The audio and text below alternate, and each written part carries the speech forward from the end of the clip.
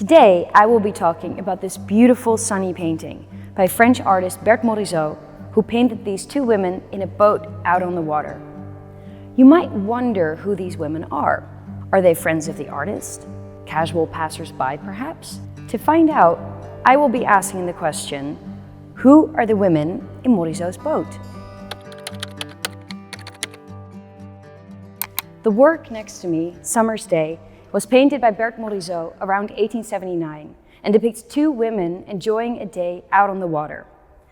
The women are seated in a small boat, dressed in fashionable outdoor dresses. The woman on the right brought her blue parasol, protecting herself from the sun. She seems to be looking straight at us, the viewers, while her friend is distracted by a few ducks. In the background, we see a tree line of the Bois de Boulogne in Paris, where the lake can still be found. The Bois de Boulogne was a popular park with the Parisian bourgeoisie, who frequented the greenery for leisurely walking and other outdoor activities, such as cycling and horse riding. Before we take a closer look at the women, we need to know more about the artist. Who was Morisot, and how did she become such a successful painter? As daughters of a bourgeois family, Morisot and her older sister Edma received an art education, taking private drawing lessons from academic artists Geoffroy Alphonse Chocarne and Joseph Guichard. Until 1897, it was forbidden for women to receive formal artistic training at the state-run École des Beaux-Arts, which is why the sisters had to resort to private tutors instead. Most women took classes from privately owned studios, such as the Académie Julian or the studio of established artist Charles Chaplin, which they were allowed to attend. Despite not receiving formal training, both Berthe and Edma soon proved their tutors how talented they were, successfully copying paintings at the Louvre Museum. It was there in late 1867 or early 1868 that Morisot met artists Édouard Manet and Claude Monet, with whom she would work closely over the following years. Together with Monet, she was one of the original Impressionists, showing in all but one of the 8 Impressionist exhibitions between 1874 and 1886. Now, let's get back to the painting. It seems as if though Morisot was in the boat together with the women. Although you can probably imagine, being in a wobbly boat can be quite unsteady as is, let alone trying to handle a paintbrush at the same time. It's likely that she first sketched the women in a drawing or a watercolor, and finished the painting later in her studio at home. Perhaps she had the women sit for her in a garden outside her studio to more closely study the detailed aspects of her composition, such as the slight shadow underneath the straw hat. It was after visiting the floating boat studio of landscape artist Charles-François d'Aubigny in the early 1860s that Morisot was inspired to paint on the water. If we try to answer our initial question, who are the women in the painting, could they have been unsuspecting visitors of the park? This seems unlikely, given the fact that Morisot painted the same figures twice that same day. In both paintings, the women are deliberately placed within the green landscape, rather than having been captured in a coincidental composition.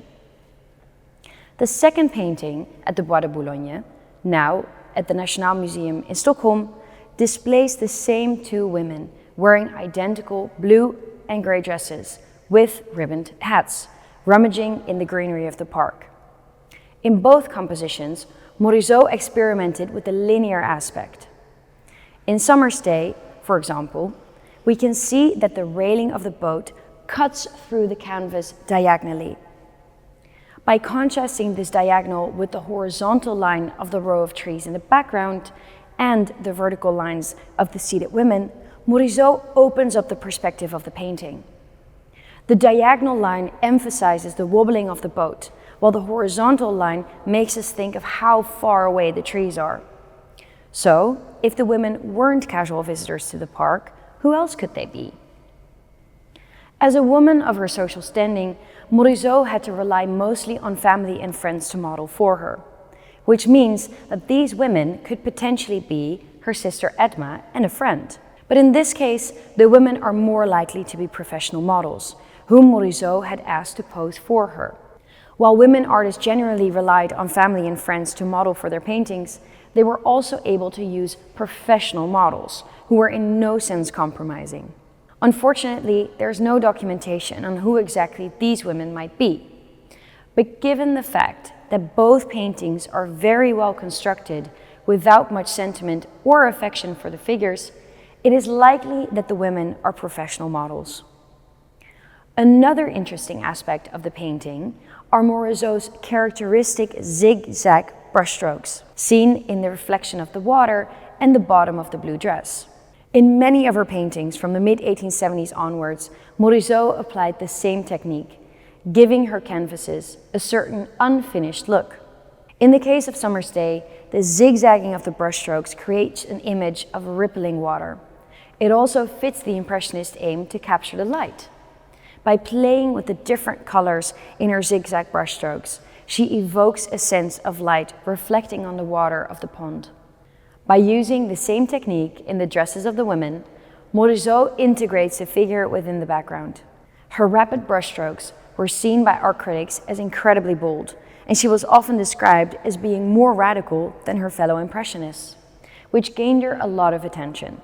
Although some progressive art collectors did enjoy the unfinished look of her paintings, many critics firmly disliked her rapid brushstrokes.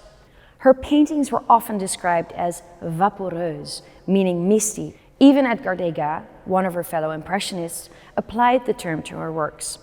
When Morisot rejoined the Impressionists in their 5th exhibition in 1880, a reviewer asked the question, why, with her talent, does she not take the trouble to finish?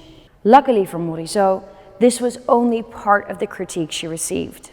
Most critics praised her charm that reflected on the figures, as well as her technical ability to skillfully render the effect of natural light. Although she was uniformly recognized as holding a central place within the group of Impressionists, she was also consistently judged based on her gender. Her great ability to capture intimacy would have only been an outcome of her feminine vision, and her works were consistently described as charming, gracious, or delicate, desirable traits for a 19th century woman to have. However, Morisot was able to contest the gender biases and include both typical male and female qualities in her artworks. Female artists were thought of to use only bright colors, light touches of the brush, and a focus on spontaneity. Male artists were thought of as more intellectual, more interested in compositional precision. Looking at Summer's Day, I think it is safe to say that Morisot was able to incorporate all of the above. We see her focus on color in the greenery of the park. We can also see her great ability to capture the light by zigzagging her brushstrokes, evoking spontaneity and a light touch. On the other hand, we can also see how she's cleverly applied her linear perspective, deliberately juxtaposing her diagonal, horizontal, and vertical lines.